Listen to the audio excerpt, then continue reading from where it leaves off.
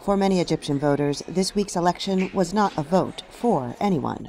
Opposition voters said they were not so much supporting Hamdine Sabahi as voting against Abdel Fattah el-Sisi, Egypt's former army chief who has been running the country for nearly a year.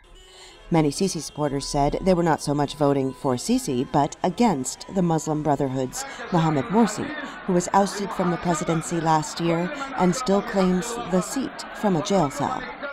At a polling station in Cairo, Amal says she came out to vote so that Mr. Morsi cannot come back. People will have no hope in the ex-president's return because the position is no longer vacant. We don't want him to return. Since Mr. Morsi was thrown out of office, politics in Egypt have grown increasingly violent, and thousands of people have been killed or arrested.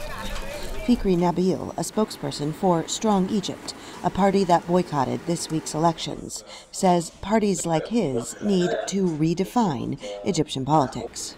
We found that there is a great polarization in the society itself to divide it between Islamist and non-Islamist.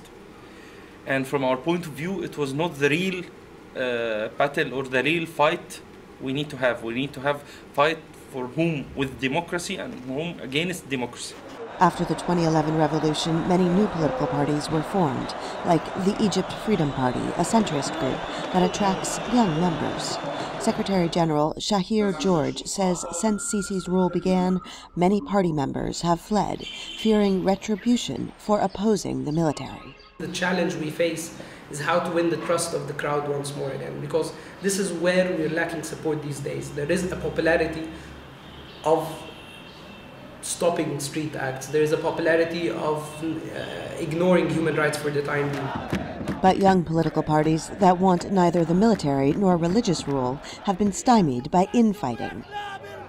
Moving forward, George adds, requires taking a clear stance, not only against repression, but for human rights. Now we need to focus more on how to build a solid opposition that would have a clear vision on economic and social rights in parallel to political and civil rights. At the polls, voters said they would have liked more choices, but the young parties are too inexperienced and too fragmented. The future for new political parties in Egypt is uncertain, and members report arbitrary arrests and harassment, saying opposition to the government these days is viewed either as ignorance or a crime. Heather Murdock for VOA News, Cairo.